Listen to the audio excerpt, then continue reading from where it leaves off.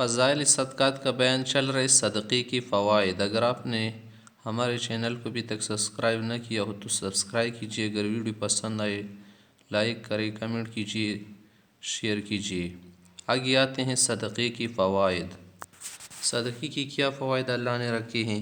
ایک حدیث شریف میں ارشاد ہے، آپ صلی اللہ علیہ وسلم نے فرمایا، مشکوٰۃ شریف کی حدیث ہے، بادروا بالصدقۃ فإن البلاء لا يتخطاها، کہ صدقے کرنے میں جلدی کرو، اس لیے کہ بلا صدقے کو باندھ نہیں سکتی۔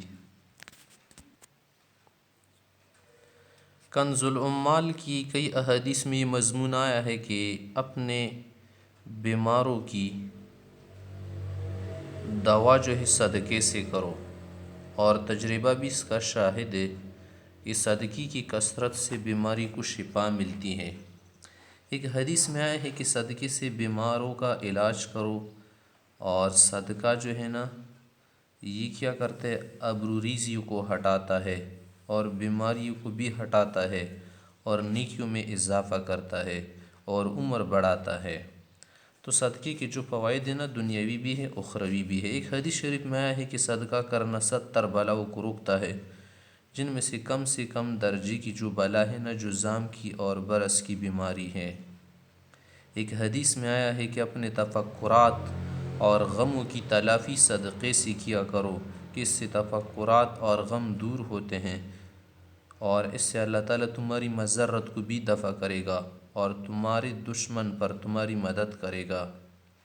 ایک اور صحیح حدیث میں آیا ہے کہ جب کوئی شخص کسی مسلمان کو کپڑا پہنائے تو جب تک پہننے والے کے بدن پر اس کپڑے کا ایک ٹکڑا بھی ہونا تو پہننے والا اللہ کی حفاظت میں رہے گا۔ ایک حدیث شریف میں ہے کہ صبح سویرے صدقہ کرو، اس لیے کہ بلا صدقے سے آگے نہیں بڑھتی۔ علماء حضرات نے فرمایا ہے کہ صدقہ مرنے کے وقت شیطان کے وسوسوں سے بھی محفوظ رکھتا ہے، اور مرض کی شدت کی وجہ سے جو ناشکری کے الفاظ زبان سے نکلتے ہیں اس سے بھی حفاظت کرتا ہے، اور ناگہانی موت کو روکتا ہے، غرض حسن خاتمہ معین ہے۔